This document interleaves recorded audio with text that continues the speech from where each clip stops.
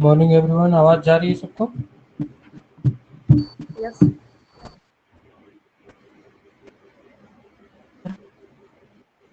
Hello. Good morning sir.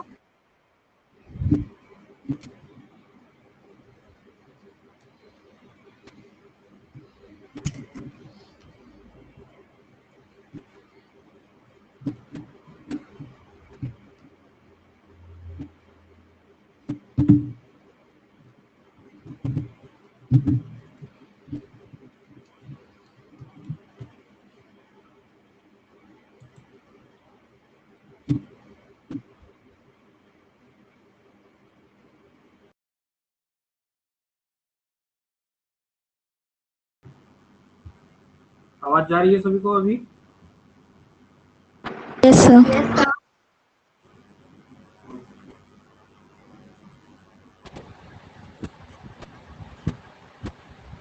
White board visible है सभी को?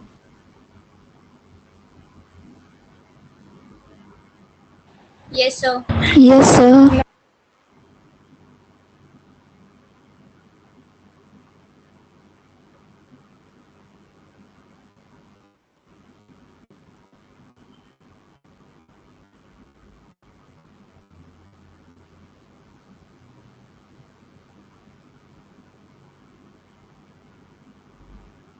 ओके। कल का टेस्ट कैसा गया आप लोगों का?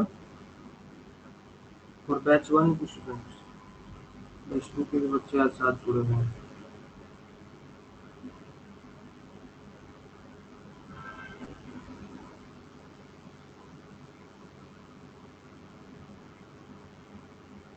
How was your test?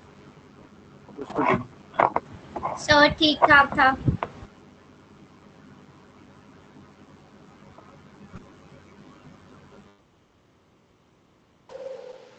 Sir एक डाउट है।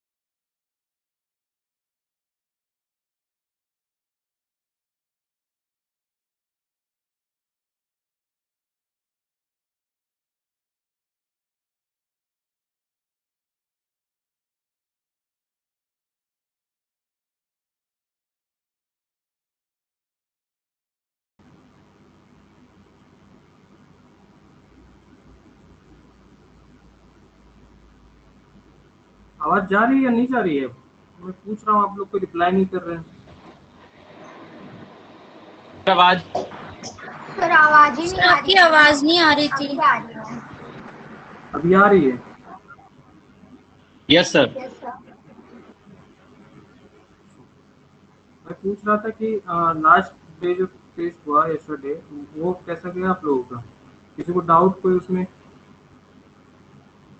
Sir question number 19 sir question number 2 catalytic efficiency.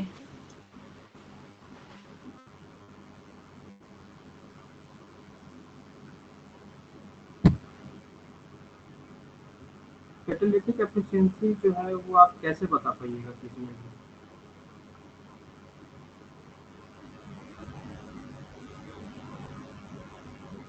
एक हमने पढ़ा था केक कैट, पढ़ा था ऐसे कुछ? Hello, yes sir. क्या था फॉर्मूला इसका?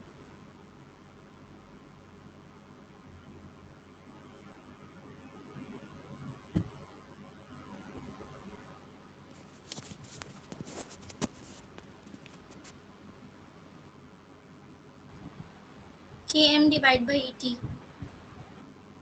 Km divided by ET। Total enzyme concentration. Okay, तो जो क्वेश्चन था उसमें आपको क्या पूछा था? क्वेश्चन आपका था कि कैटालिटिक एफिशिएंसी ऑफ एंजाइम का कैसे बता सकते हैं? Catalytic efficiency of two different enzymes can be compared by D. अब यहाँ पे ऑप्शन क्या दिया हुआ है आपका? ऑप्शन दिया हुआ है केएम वैल्यू दिया हुआ है, दूसरा क्या दिया हुआ है? PH optimum value, pH value दिया हुआ है, थर्ड ऑप्शन है आपका फॉर्मेशन ऑफ प्रोडक्ट दिया हुआ है।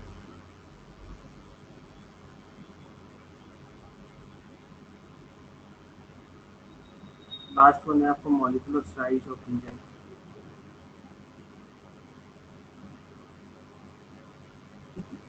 तो ये सब तो आपका कहीं पे भी नहीं इस फॉर्मूला में, कोई भी आपका रेफरेंस यहाँ से है? ये जो फॉर्मूला है उसमें से सिर्फ इसको छोड़ते हैं।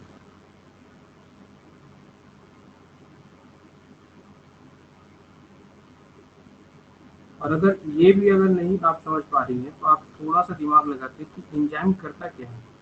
एंजाइम जब हम लोग मिचाइलिस मेंटन कांस्टेंट वाला जब इक्वेशन पढ़े थे तो हम लोगों ने देखा था कि जो केएम वैल्यू होती है वो क्या होती है? सबस्ट्रेट की वैल्यू होती है, जहाँ पे Vmax/2 होती है वैल्यू, ठीक है? Vmax/2 वैल्यू होती है, क्या होता है यहाँ पे? Vmax/2 होता है, इसको जिस सबस्ट्रेट कंसंट्रेशन को हम केएम बोलते हैं। ओके, तो अगर किसी सबस्ट्रेट का केएम वैल्यू अगर हम लोग कंपेयर करेंगे तो उससे हम लोग नहीं बता सकते हैं कि कौन सा एंजाइम आपका ज़्यादा इफिशिएंटली बाइंड कर रहा है, कौन सा आपका इफिशिएंटली नहीं बाइंड कर रहा है। अगर किसी सब एंजाइम का मान लीजिए आपका केएम वैल्यू यहाँ पे है, तो यहाँ पे सबस्ट्रेट कंसंट्रेशन ज़्यादा है, मतलब कि ये एंजाइम जो है वीकली बाइंड कर रहा है आपका सबस्ट्रेट के साथ, इतनी ज़्यादा एफिनिटी नहीं है एंजाइम की, तो आप इससे भी इंटरफेरेंस यहाँ पर ला सकते हैं, ठीक? इंटरफेरेंस होगा, आप इससे भी अपना जो है कंक्लूजन निकाल सकते हैं आप, ठीक है? लेकिन जब यहाँ पे बाकी ऑप्शंस आपके रिलेटिव है ही नहीं के कैट से, तो आपको तो यही चूज करना चाहिए था। सर बट के कैट आपने बोला था कि how much substrate turned into product by an enzyme.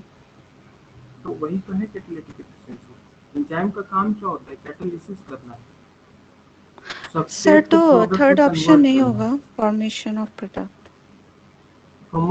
Formation of product कैसे हो सकता है?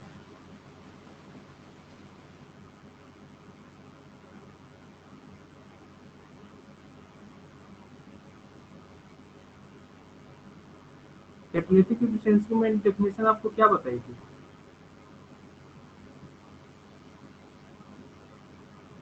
हेलो,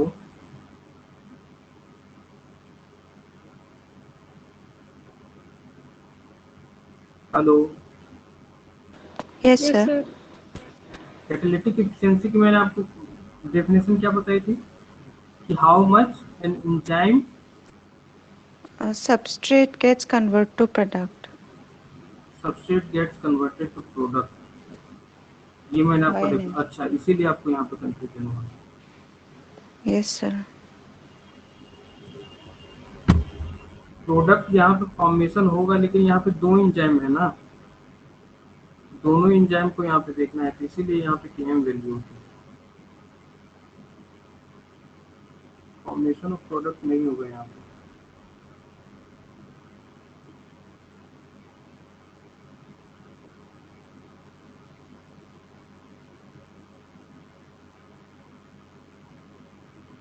अच्छा चलिए, मैं इसको आपको और क्लियर करूंगा, ठीक है? मैं समझ रहा हूँ इसमें आपको क्यों कंफ्यूजन हुआ, क्योंकि वो डेफिनेशन आपका जो था उसी से आपको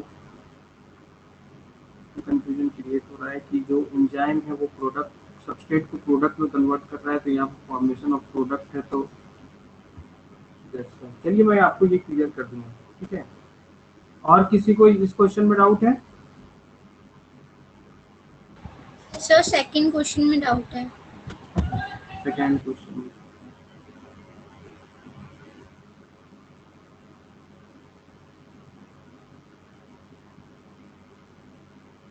which statement regarding coenzyme is incorrect?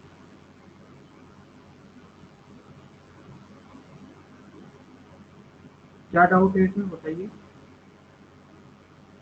Sir इसका एक बार फोर्थ ऑप्शन जो है वो एक्सप्लेन कर दीजिए। Coenzymes are active constituent of enzymes. मैंने आपको बताया था कि जो होलो एंजाइम, एक जो आपका प्रोटीन होता है, प्रोटीन जो होता है आपका दो पार्ट में बटा होता है। प्रोटीन या तो फिर होलो या तो फिर एंजाइम जो बोल लीजिए आप, ठीक है। एक होता है आपका एपोप्रोटीन या तो फिर एपो एंजाइम,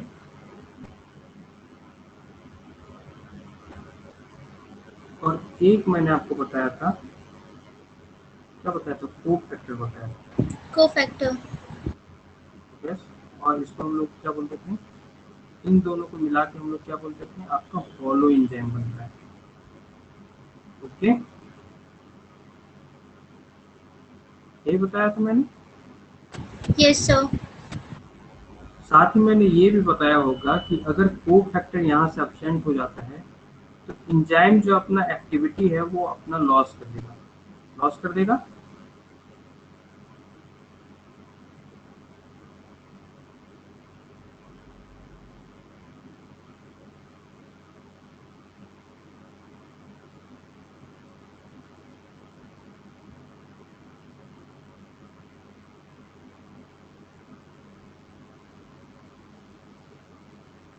ऐसा ही कुछ बताया था। हेलो साक्षी, यस सर। तो एक्टिविटी जब को फैक्टर के एब्सेंस में आपका लॉस्ट कर दे रहा है तो ये क्या एक्टिवली इसको एक्टिव मॉलिक्यूल नहीं बोल सकते हैं जो आपका एंजाइम को एक्टिव कर रहा है, मेक्स एंजाइम एक्टिव।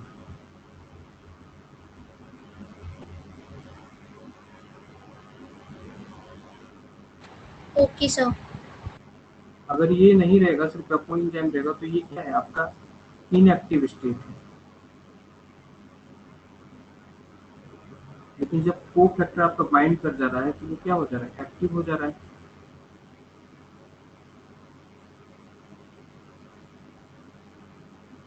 अब क्लियर है साक्षी आपको? Yes sir. और किसी को किसी क्वेश्चन में डाउट? 11th वाला एक बार देख लीजिए। 11th वाला।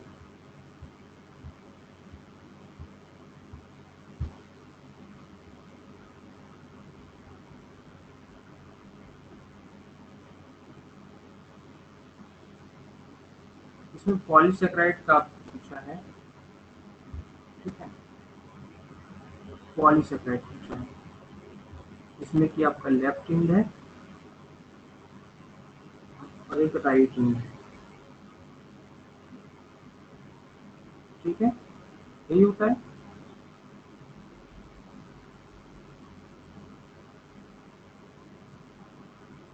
जो लेफ्ट एंड है यहाँ पे आपका क्या पोजीशन होगा, ये फर्स्ट कार्बन होगा यहाँ पे, ठीक है, और ये क्या होगा आपका, इस साइड में आपका फोर्थ कार्बन होगा। ओके,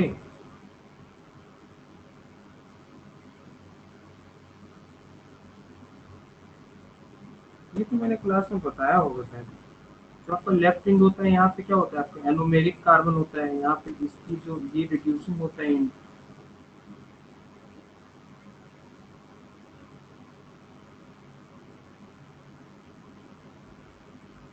एनोमेरिक कार्बन, और ये क्या होता है आपका नॉन रिड्यूसिंग एंड होता है।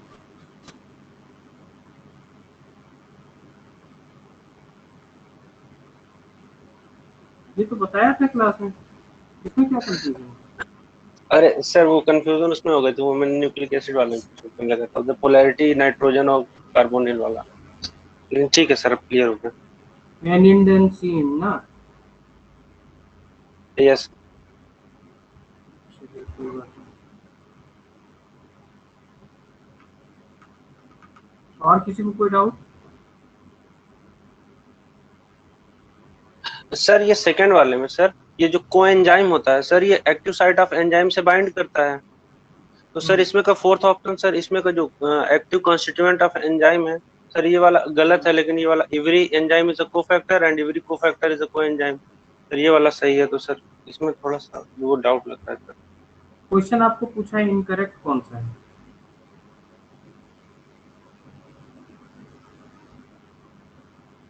Yes sir. तो आपको इनकरेक्ट पूछा है, तो आपको यहाँ पे देखिए को फैक्टर का टाइप होता है आपका कोएंजाइम। को फैक्टर का टाइप है कोएंजाइम, ठीक है। को फैक्टर के टाइप कौन कौन से होते हैं? मेटल आयन होते हैं, कोएंजाइम होता है। अब यहाँ पे क्या बोला है कि every coenzyme is a cofactor, ठीक है। Every coenzyme is a cofactor and every cofactor is a coenzyme. सारा कोफैक्टर कोएंजाइम कैसे हो सकता है? यहाँ पे मेटल आयन भी तो है। Yes sir. तो यही ना आपका गलत होगा, बाकी सारे ऑप्शन तो सही है। Every coenzyme a cofactor but every cofactor is not a coenzyme, second option बिल्कुल सही है। Most of the coenzymes are nucleotide and are composed of vitamin, ठीक है। कोएंजाइम के टाइप विटामिन होते थे, न्यूक्लियोटाइड्स होते थे, एफएटी, एफएमएन, ठीक है। लास्ट वाला ऑप्शन मैंने अभी आपको बताया ही, किस तरह से वो आपका कोएंजाइम आपका होलो एंजाइम में ट्रांसफर होता है, ट्रांसफॉर्म होता है आपका जब बाइंडिंग होती है आपकी कोएंजाइम की।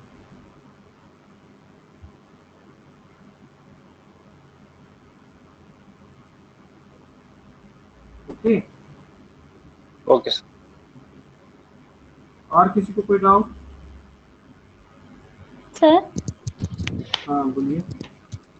सर ये जो क्वेश्चन नंबर 3 था उसका आंसर ए बोथ नहीं होगा, cofactor and Enzyme coenzyme. often have additional parts in their structure that are made up of molecules other than proteins, and this additional chemical protein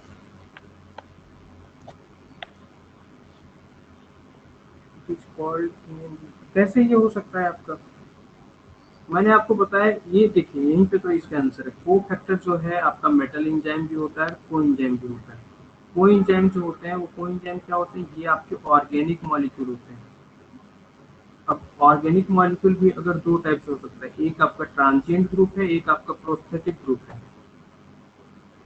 जो आपका tightly bound करेगा वो क्या होता है? प्रोस्थेटिक ग्रुप, और जो आपका लूजली बाउंड करेगा वो आपका क्या है? ट्रांजिएंट ग्रुप, ठीक है।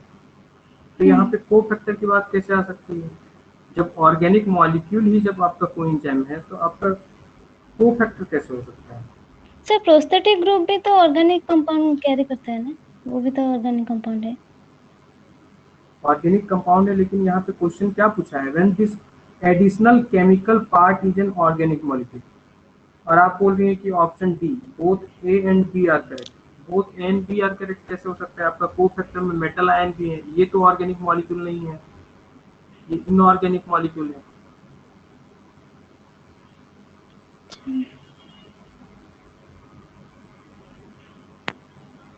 Okay sir. और किसी को डाउट कोई? सर वो प्रोटीन अमीनो एसिड वाला एक्सप्लेन करना। क्या पूछ रही है, फिर से बोलिए। सर प्रोटीक अमीनो एसिड और ए प्रोटीक में क्या डिफरेंस होता है? Protic amino acid and A protic amino acid.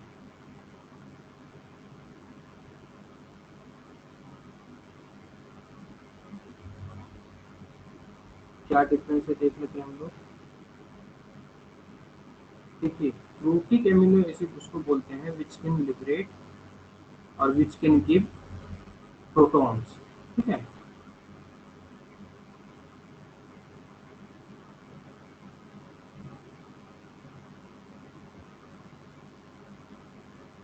और H+ आयन,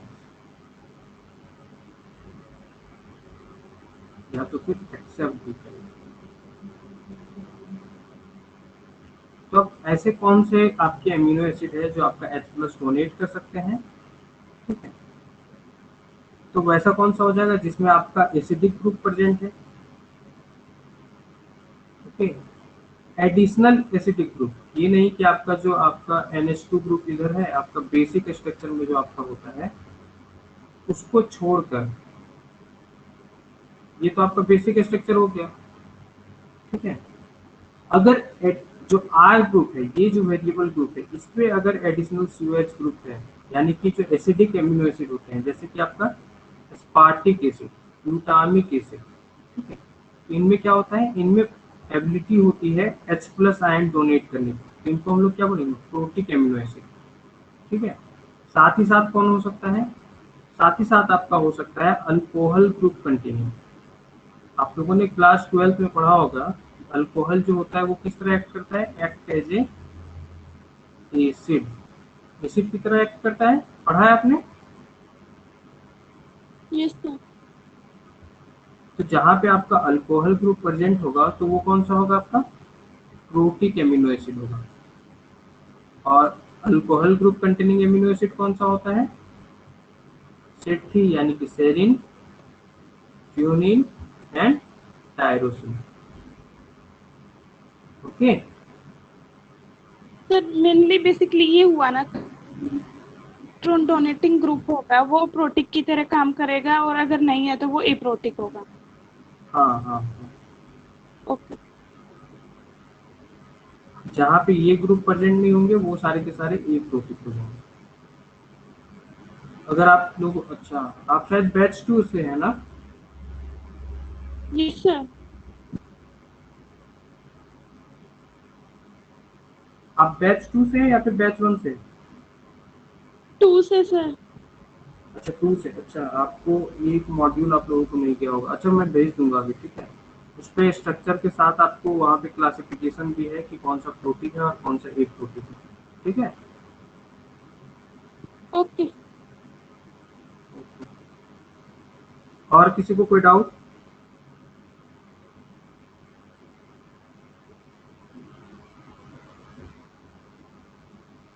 कोई डाउट नहीं है। तो जो कल का टेस्ट हुआ उससे तो ये पता चल गया कि आप लोगों का रिवीजन सही से नहीं हो रहा है, ठीक है। रिवीजन आप लोग अंडरस्टिमेट कर रहे हैं, ठीक है। और अगर ये अंडरस्टिमेट कीजिएगा तो जितना स्पीड से पढ़ा रहा हूँ मैं, कोई मतलब नहीं है उसका, और आप लोगों की पढ़ाई करने का भी कोई मतलब नहीं रहेगा, क्योंकि अगर रिवीजन नहीं होगा तो आपके पास सिर्फ आप एक बार पढ़ रहे हैं उसको, ठीक है। उसके कारण क्या होगा, आपका जो है वो पाइल अप करता जाएगा, ये जितना भी सिलेबस है आप उसको पढ़ तो लीजिएगा एक बार, लेकिन कंफ्यूजन क्रिएट होगा आपको, क्योंकि आपने रिवीजन सही से नहीं किया है। कितने लोगों ने सही से रिवीजन किया है अभी बायोकेमिस्ट्री का पूरा अच्छे से, और एंजियोस्पर्म का, या तो फिर जो भी पहले पढ़ाया गया हो इससे।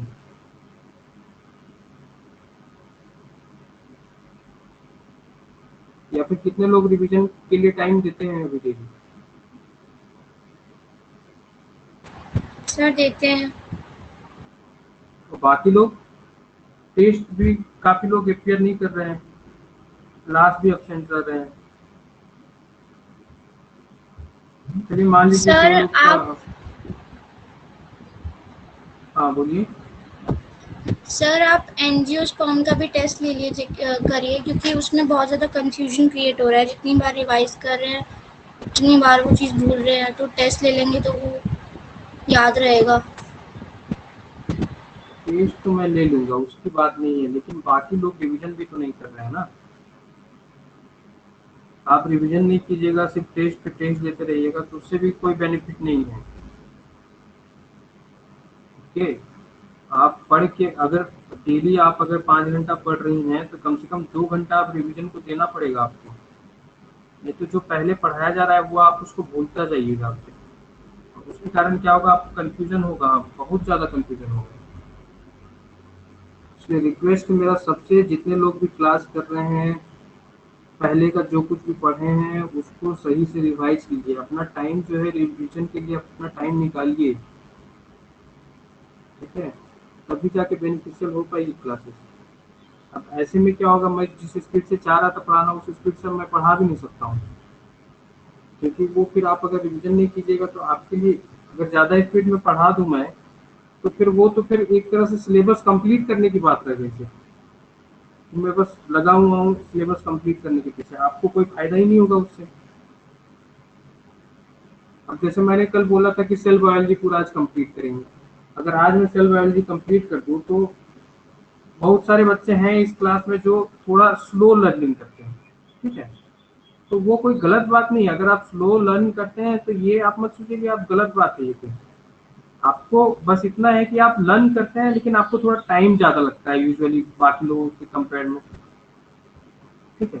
तो उनको थोड़ा सा टाइम ज़्यादा देना पड़ता है। कोई अगर अच्छे से, मान लीजिए कोई अगर इजली कोई 1 घंटा पढ़ के ही अगर जो बाकी बच्चे 4 घंटे में समझ पाते हैं, वो 1 ही घंटा में समझ पा रहा है, तो वो तो मान लीजिए ग्रस्त करिए, ठीक है। लेकिन बाकी जो बच्चे हैं वो नहीं ग्रस्त कर पाएंगे।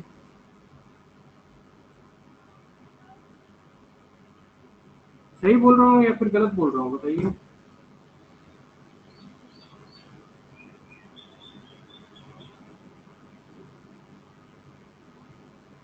Hello. Yes sir. Yes sir.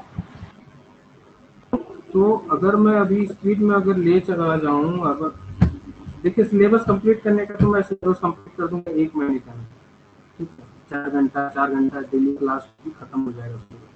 लेकिन सिलेबस कंप्लीट ही कर लेना है तो वो आपके पास, वो आप खुद से भी कर सकते हैं। बुक निकालिए और एक बार में रीडिंग मार दीजिए सारा, कुछ समझ आए चाहे नहीं आए, कुछ याद हो चाहे नहीं हो, ठीक है। लेकिन फिर वो एग्जाम में आपको बेनिफिशियल नहीं होगा आपके लिए। और अगर आप रिवीजन नहीं कर रहे हैं तो वो फिर कोई मतलब नहीं है उस चीज़ को पढ़ने का। आप पढ़ के सिर्फ एक बार, मैंने एक बार कोट भी डाला था कि आप पढ़ के नॉलेजेबल हो सकते हैं, ठीक है, लेकिन आप सक्सेस के लिए आपको रिवीजन करना पड़ेगा।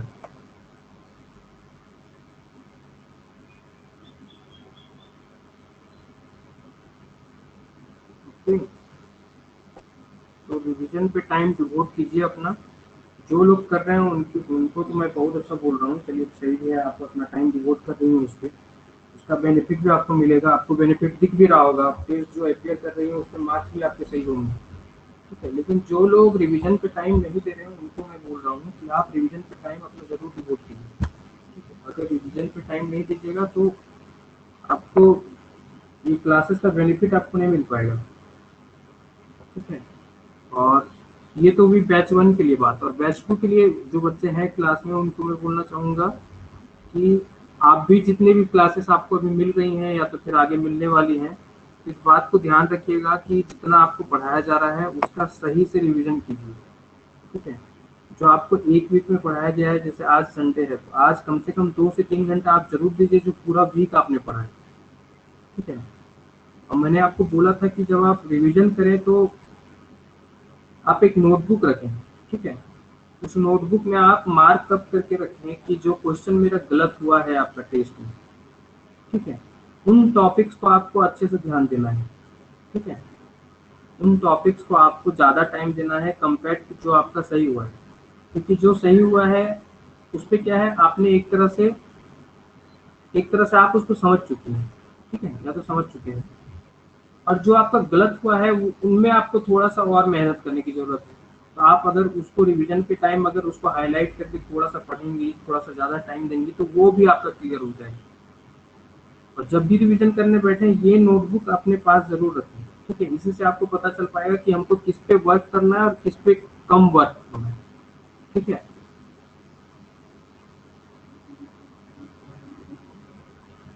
क्लियर है सभी को?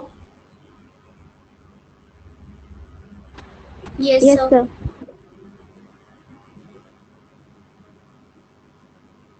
अब देखिए नेक्स्ट वीक से मैं चाह रहा था कि इकोलॉजी जो है वो एक मैं जो ऑल इंडिया रैंक जिनका 1 आया था, ठीक है, इन्वायरमेंटल स्टडीज में BHU का, उनको मैंने इनवाइट किया है क्लास लेने के लिए। तो मैं चाह रहा था कि नेक्स्ट वीक से वो क्लास लें आपकी इकोलॉजी की। लेकिन अब अभी ऐसा है कि आप लोग रिवीजन अगर टाइम से नहीं कीजिएगा तो वो फिर ये आपका थोड़ा बर्डन हो जाएगा, क्योंकि इकोलॉजी जो है वो थोड़ी बड़ी टॉपिक है, ठीक है।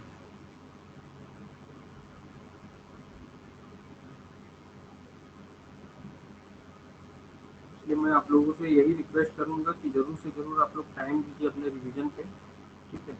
जितना आप रिवीजन पे टाइम दीजिएगा, 1 बार 2 बार 3 बार 4 बार 5 बार, जितना ज़्यादा आप रिवीजन कीजिएगा कंफ्यूजन उतना ज़्यादा आपका क्लियर होगा, ठीक है। एक एक लाइन, एक एक पॉइंट आप उसको जब तक आपको अच्छे से क्लियर नहीं हो जाता है तब तक आपको, देखिए कल वाला जो क्विज था वो काफी इजी क्विज था, बशर्ते उसमें क्या थी कि थोड़ी सी क्वेश्चन जो थी वो घुमाई हुई, ठीक है, लैंग्वेज वाइज थोड़ा सा उलट फेर किया हुआ था जिसके कारण आप लोग फंसे। नहीं तो एक भी ऐसा क्वेश्चन नहीं है जो आपको क्लास में नहीं बताया गया हो, आप उसको नहीं जानते थे। ऐसा कोई भी क्वेश्चन था जो आपको नहीं पता था, आपने क्लास में नहीं किया हो, आपको बताया नहीं गया हो? No sir. तो इसका मतलब यही है जिनका मार्क्स कम आया है कि उन्होंने रिवीजन सही नहीं किया, ठीक है। आपको रिवीजन की जरूरत है, अपना टाइम कीजिए रिवीजन में। चलिए कोई बात नहीं, उम्मीद करता हूँ आप लोग थोड़ा सा स्टेज से सीखिएगा और रिवीजन पे थोड़ा टाइम दीजिएगा, ठीक है। आज की क्लास हम स्टार्ट करते हैं। सेल बायोलॉजी आज खत्म होने वाली थी लेकिन आज मैं खत्म नहीं करूँगा इसको, ठीक है। सेल बायोलॉजी आराम से खत्म करेंगे ताकि आप लोग सही से टाइम अपने रिवीजन पे भी दे पाए, ठीक है। और अगर मैं जल्दी से खत्म कर दूं तो फिर ये आप लोगों के लिए प्रॉब्लम हो जाएगा, ओके। या फिर कितने लोग,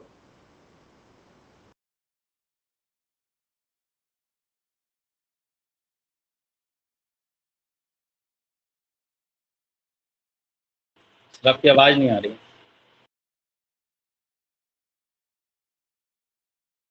म्यूट हो गए। हेलो सर, आपकी आवाज नहीं आ रही है।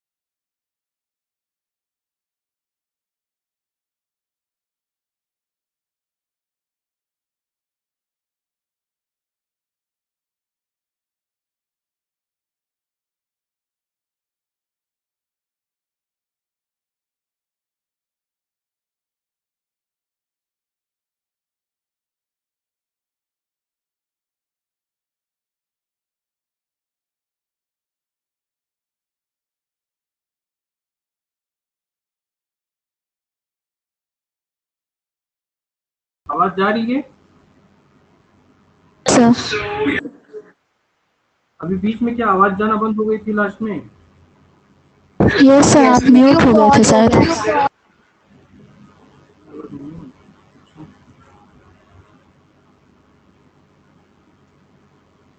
क्या प्रॉब्लम हो रहा है एक दो दिन से। चलिए कोई बात नहीं, हम लोग स्टार्ट करते हैं आज सेल बायोलॉजी, ठीक है।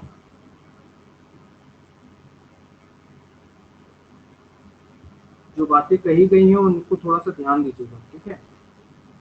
आप ही लोगों के लिए बोला गया है, आप ही लोगों के बेनिफिट के लिए बोला गया है। आप लोग अगर फॉलो कीजिएगा तो आप ही लोग का बेनिफिट है, ठीक है।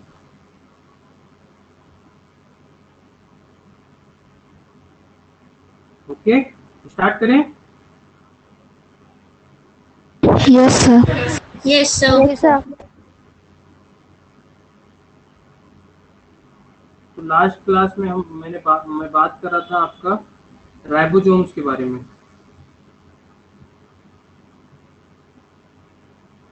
कहाँ तक बताया था राइबोसोम्स में? आप लोग कहाँ तक, आप लोग प्रोकैरियोट तक सर। प्रोकैरियोट में कौन सा टाइप का होता है यही बताया था? Yes sir. तो प्रोकैरियोट्स में आपका होता था 70s टाइप का, ओके। और यूकैरियोट्स में कौन सा टाइप का होता है? 80s। 80s।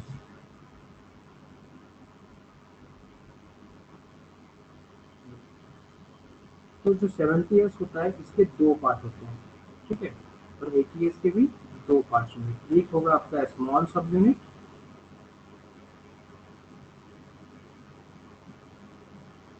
दूसरा क्या होगा, लार्ज सब यूनिट। ये सभी को पता होगा पहले से ही। स्मॉल सब यूनिट को एस से डिनोट करते हैं और जो लार्ज सब यूनिट होता है उसको कैपिटल एल से, ठीक है। जो स्मॉल सब यूनिट होती है ये किससे बनी होती है आपकी 30s, ठीक है। और ये एस क्या है, स्मॉल एस है, 30s जो है ये, ठीक है। और लार्ज सब यूनिट किससे बनी होती है ये आपकी 50s, ठीक है। क्लियर है?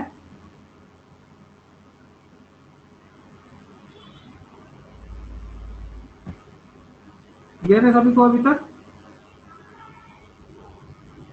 Yes sir. Hello, yes sir. Okay okay. तो जो सवाल पूछा जाता है ये नहीं पूछा जाएगा आपको कि 30s होगा या 50s होगा, ठीक है। लार्ज सब यूनिट स्मॉल सब यूनिट कभी कभार पूछा भी जा सकता है अगर इजी क्वेश्चन हो, लेकिन most of the time question जो पूछा जाता है वो आपको पूछा जाता है कि जो 30s सब यूनिट है इसके अंदर जो आरएनए, क्योंकि मैंने आपको बताया था राइबोसोम किससे बना होता है, आरएनए और आर प्रोटीन से। तो इसमें जो आरएनए है वो कौन सी आरएनए है, तो इसमें आरएनए जो प्रेजेंट होती है वो कौन सी होती है, 16S आर आरएनए। यहाँ पे याद रखिएगा ये स्मॉल एस, ठीक है। जो आपका 50s है वो आपका किससे बना होगा, कौन कौन सा आरएनए से बना होगा, ये आपका बना होगा 23S are RNA and 16S 23 and 5S are RNA, okay.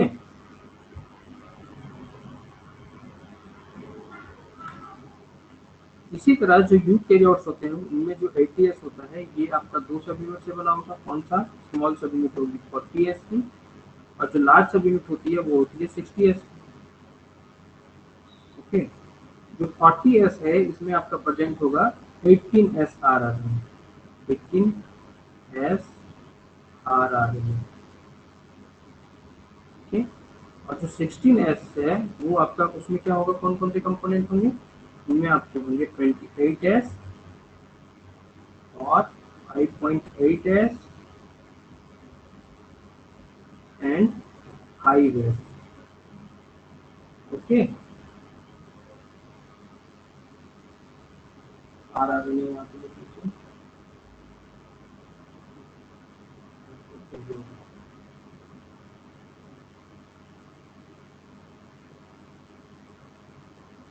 ये क्या सभी को,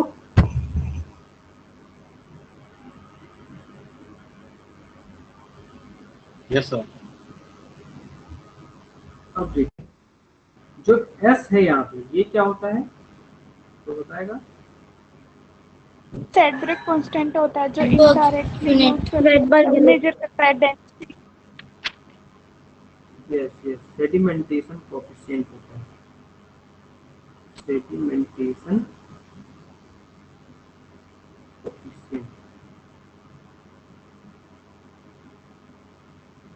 सेडिमेंटेशन कोएफिशिएंट क्या होता है, this is ratio of,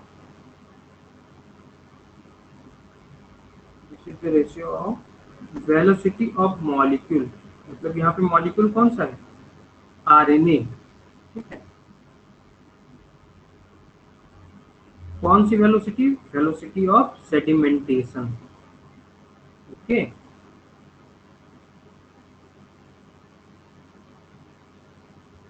divided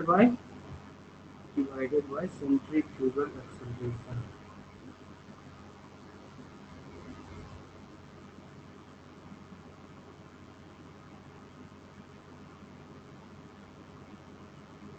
क्या होता है ये, मान लीजिए आप एक बीकर में अगर पानी लेते हैं, ठीक है, पानी लिया आपने, अब मान लीजिए यहाँ पे आपने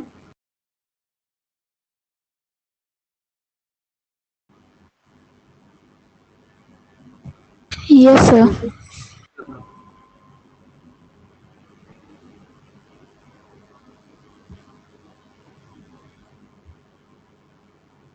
आवाज अभी जा रही है सबको, यस सर। लेकिन शायद ऐप में शायद कोई बग है शायद, इसी कारण ये बार बार डिस्कनेक्ट हो रहा है।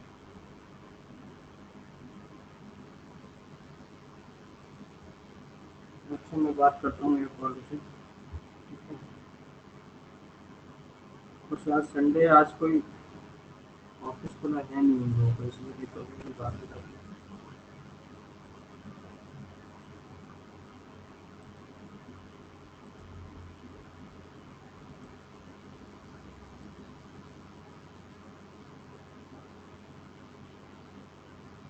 हम लोग बात कर रहे थे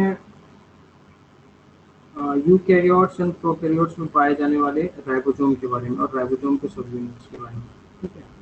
और उसके बाद हम लोग देखें कि जो एस है वो क्या है, सेडिमेंटेशन कोफिशिएंट है उसका। सर सर एक चीज पूछना था। हाँ बोलो। सर ये जो क्लास रिकॉर्ड होता है वो आज क्लास के बाद तुरंत अपलोड हो जाता है हाँ वो आज ऐप पे? हो जाएगा। हाँ आज ठीक आज सर, ही available होगा। ठीक सर, ठीक सर।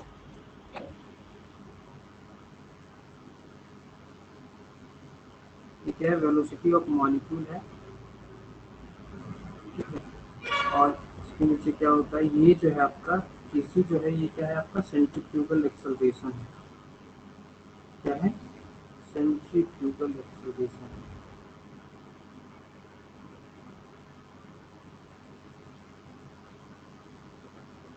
हम लोग बात कर रहे थे एक बीकर में एक पानी को अगर हम लोग इस तरह से मूव करवाएं यहाँ पे, तो क्या हो रहा था, यहाँ पे टनल लेक दिख रहा था हम लोगों को। ये ऑब्जर्व किया है आप लोगों ने कभी?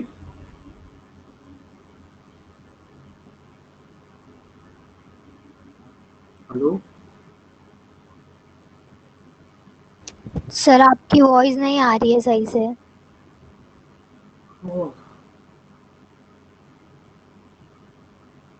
अभी अभी आ रही है सबको सही से, या फिर अभी प्रॉब्लम है? आ रही है सर। अभी आ आ रही रही है। है सर। आ रही है। दीप्ति आपको सही से आ रही है अभी? सर बीच में सही से नहीं आ रही थी, फिर आ रही है, नहीं आ रही है, ऐसे ही।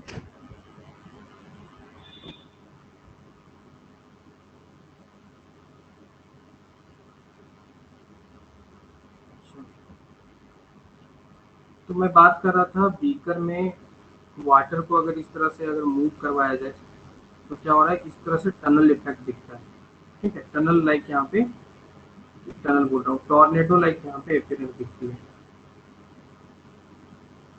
ठीक है।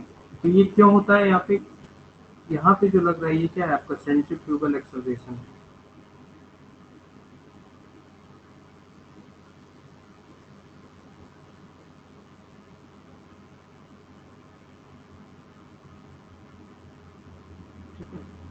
और ये जो अंदर की तरफ जो मॉलिक्यूल यहाँ पे सेडिमेंट कर रहे हैं, ये क्या होते हैं, अपने वेलोसिटी से ये नीचे की ओर क्या होगा, मूव करेगा। इसी तरह होता है एक आपका मशीन होती है सेंट्रीफ्यूज, सेंट्रीफ्यूज होती है, ठीक है। इसमें क्या होता है, सैंपल्स क्या किया जाता है, टेस्ट ट्यूब में डाल के आपका क्या करवाया जाएगा, रोटेट करवाया जाएगा, ठीक है। एक तो उस पर एक्ट करेगी सेंट्रीफ्यूगल एक्सेलरेशन, ठीक है। और एक वेलोसिटी, मॉलिक्यूल का जो है अपना एक वेलोसिटी होगा जिसके कारण वो क्या करेगा, सेटल डाउन करेगा, ठीक है। तो उन दोनों के रेशियो को क्या बोलते हैं हम लोग, इन दोनों के रेशियो को बोलते हैं सेडिमेंटेशन कोफिशिएंट, ओके। और ये सेडिमेंटेशन कोफिशिएंट जो होता है इसका यूनिट होती है स्वेडबर्ग, ठीक है। क्या होता है यूनिट, स्वेडबर्ग यूनिट। अभी आवाज सभी को सही जा रही है?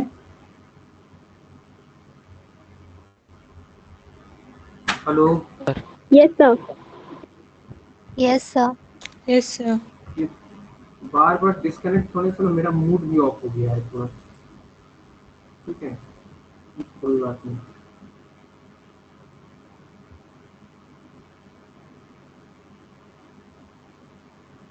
स्वेडबर्ग यूनिट,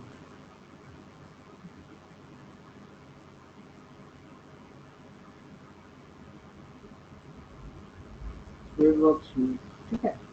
और इसकी जो यूनिट होती है वो अगर आप लोगों ने डायमेंशन अगर पढ़ा होगा क्लास 11 में तो बता सकते हैं क्या होती है, यहाँ पे मीटर पर सेकेंड वेलोसिटी की, और सेंट्रीफ्यूगल एक्सेलरेशन की क्या होती है, कोई भी एक्सेलरेशन की क्या होती है, मीटर पर सेकेंड स्क्वायर, ठीक है।